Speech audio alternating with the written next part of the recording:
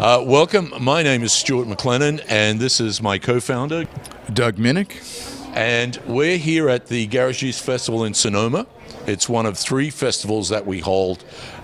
We have one in Sonoma, one in Paso Robles, and one down in San Ynez for what's called Garagiste winemakers. And people are always interested to ask the question, what is a Garagiste? How did this term come up? It was actually a term used in France by those in the chateau to look down upon those who weren't of the chateau. So I originally came across it in an article that Robert Parker had written many years ago on a trip to the Bordeaux. He was tasting at a chateau, and they said, where are you going next? He said, down the road. And they said, oh, they're Garagistes. Meaning, it was a put down. They make wine in their garage. All the people who are actually making wine here, they may have at one point made wine in their garage, but they're all actually licensed winemakers, just making small production wines. So, Doug, I guess you can talk about the festival and how the festival started. Yeah. Very good. So 13 years ago in Paso Robles, we wanted to find a way to give a center to this growing movement of small wineries who were kind of working in isolation and don't have a lot of time and resources to market their wines the way they would like to, but we knew how good these wines were, so we wanted to find a way to bring these wineries to an audience of appreciative tasters, people who would enjoy discovering these wineries, most of which do not have tasting rooms. So we decided to hold the first Garagiste Festival in Paso Robles in 2011. We didn't know what we had. We had 40 wineries there. We figured at least we'll have a day where we can drink some good wine and see where it goes. But it was very popular, and before long we were doing another one in San Ynez in Santa Barbara County, up here in Sonoma, and we also do one in Los Angeles. So it's grown quite a bit, and we've done close to 40 of these events now over the last 13 years, and over 700 of these micro wineries in our orbit. Micro winery being one who makes 1,500 cases annually and below by our measure. Most wineries a lot less than 1,500. You'll see wineries here that are making 350 cases. It may be their first vintage. They're just getting into it. Wineries do grow through us. We've been an incubator of a lot of larger wineries have begun with us. So this is to seek out the new and the different and the small and handcrafted, wouldn't you say? Yeah. Indeed. And it is 90% of the wineries pouring here today in Sonoma do not have tasting rooms. They're not on wine country maps. You wouldn't be able to find these wineries without months of investigation and really seeking them out. But you can find them all here on one day at the Garagiste Festival. And it really is. You're going to find stuff here you'll never find elsewhere. And that includes a wide variety of unusual grapes as well. There's again, today, some grapes being poured that I've never heard of. And it happens every time. At every festival, there's some small winemaker making some interesting, unusual variety that it will never find anywhere else. So it's a great place to learn. Yeah, and you also... I worked for a larger concern in a large multi-state winery, so I've poured pretty much every festival in America, going from Pebble Beach all the way to Aspen Food and Wine. The one thing that you didn't find at a lot of these festivals, in my opinion, was a connection with the winemaker across the table. It was usually someone like myself who was, although well-versed in the wines, wasn't literally making the wines. And the difference between our festival and a lot of other festivals is that you will pretty much 100% of the time be talking to the manufacturer of the wine across the table. And you're making that connection, and you're learning the story behind the wine and why they got into it, that sort of thing. Yeah, it is. That is a key element to this festival, that the winemakers themselves pour, and we don't oversell tickets because we want the tasters to be able to have an opportunity to talk to the winemakers about what they're doing. The winemakers like to tell their stories, and our crowd is interested in hearing them. So we want to give an opportunity that you can actually chat with the winemakers. It's not a drunk fest where you're fighting your way up to a table and pour me a red. Give us your, you've got 4 wines on the table, 4 or 5 wines, and they say, pour me your best wine. I only have room for one, but I love them all. And then it's, well, but surely you like one over the other. No, they're all my children. I love them all equally. And away we go. So, if you're at our festival, you're usually someone who's gone beyond that, who's got a little bit more interest or is interested to learn. And we're not a snobby outfit. We invite people to come who know nothing about wine, because in fact you'll be educated by the people across the table, and you won't be put off. They won't adopt a whole bunch of attitude with you because you don't know the correct pronunciation of Cabernet Sauvignon or whatever it is. So that's also a great thing about the festival. We do educational seminars as well, and we like to educate our consumers who come, give them options. We've done seminars on barrels and influence on barrels, all manner of different effects of wine, different winemaking techniques, different varieties. So we're exploring the whole world of winemaking, not just it's the Pinot Noir Festival or the Cab Festival or whatever. So our next event will be in Los Angeles, in Glendale, on June 22nd. And whereas our Sonoma, Paso, and Santa Ynez events are regionally focused, Los Angeles is a bigger event where wineries from any of these regions can come pour. So it's a wide range of wineries.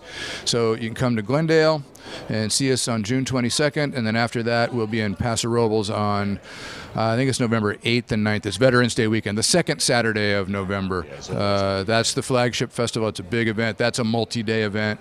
But garagistefestival.com is where you can find out more about us and get your tickets.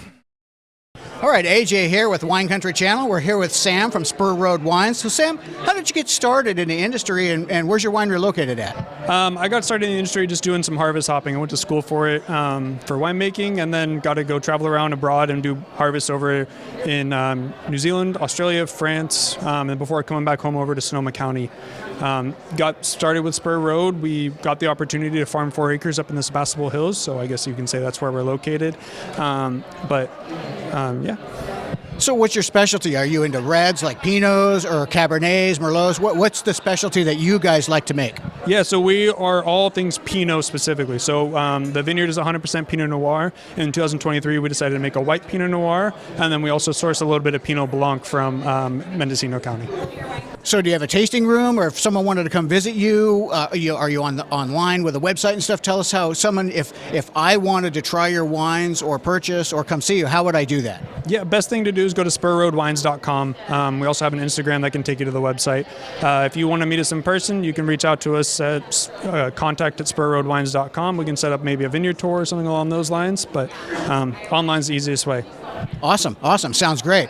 So if anybody's looking for like Pinot-based wines from a very small boutique-type winery, this is a great place to get one tried. Absolutely. Well, thanks for being here. We appreciate you showing your wines here and letting people taste them. Yeah, no, this is an awesome event. I'm super excited to be here and excited to get our wines in front of people. Awesome. Thank you. Thank you very much. All right, AJ here again with the Wine Country Channel, and here with Jacques. So, Jacques, tell us about your winery and what your specialties are and where your location is. So we're located in Sonoma Valley and on Mountain Avenue, which is about 7/10 of a mile from Highway 12. So we're not way up in the hills. We're pretty low in elevation. We specialize in a Rhone-style wine, so Grenache, Syrah, Mourvèdre. It's a vineyard that I planted in '96 with the percentages that I wanted for the blend. And we basically, all our wines are coming from that particular vineyard, which we tend ourselves. It's pretty small. It's 2.5 acres planted, just enough for one man to take care of.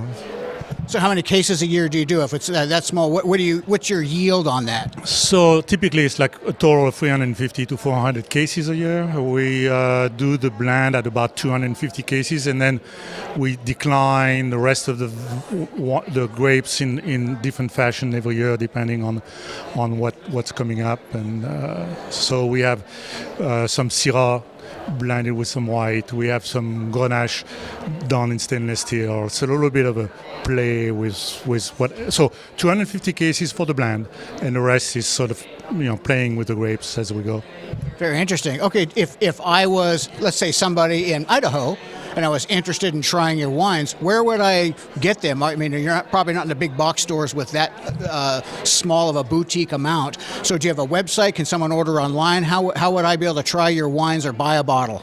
Well, yes, our website, codecaillou.com, is really the best way we ship to the states where we can ship. We have very little distributorship because we're so small. And our wines are also 0-0, as we call them, natural wines. So we have zero sulfite, no intervention whatsoever. So those wines have to be taken care of just a little bit like milk. You can't really have them on the shelf. So that's why it's better to have us ship it to people at the right time of year with the proper refrigeration and all those kind of things. Awesome. And is this event turning out really good for you? You're getting a lot of good, positive people coming up to you and trying your wines. Is there, something new that you're coming out with that you want other people to try now, or what? Yeah, I think this is great. Because it's local, and you get. Really, people are really interested in the fact that you are from the valley and small, and people are really excited. I mean, this is a great event. It's very human in a relationship. I really like it. Awesome. Well, we're glad you're here. We hope it's a great turnout for you, and hope you get a handful of new customers. We hope so too. Thank you. Awesome. Thank you. All right, we're here with Lauren from Perea Winery. So, Lauren, what brought you here? What's your wine specialties, and where are you guys located at? We're located up in Sonoma County. We make our wines out of Grand Cru Custom Crush. Our specialty would be probably the Chardonnay. It's a vineyard that I grow with my family. It's H. Klopp, and it's wonderful. It's the Chardonnay for people who don't like Chardonnay. Lots of people come up and they ask, "Do you have Chardonnay? I don't like that. Please don't give it to me." And then they try it and they love it. Awesome. So does your Chardonnay go after the buttery one or the more fruit forward? Much more minerally, fruit forward, the antithesis of buttery and oaky. Awesome. How many vineyards or how many acres do you guys do, and how many cases a year do you normally produce? We produce about 500 cases, very small. I grow grapes, so I have about 60 acres, but we probably source from about a small portion of that, and then we also source fruit from Lodi. Awesome. Our Albarino and Mencia. Okay, so if I'm at home and I'm in a different state like Nevada or Oregon or something, and I really wanted to try your Chardonnay because it sounds really great and a little different, do you sell online? How would I be able to get a hold of one of your bottles? Yes, we do sell online. It is pereawines.com, and you can purchase from there. Awesome. I'm looking forward to it. I think people would really like to try your wine, and more like a boutique winery, which is great. Thank you. Thanks for being here. Thank you.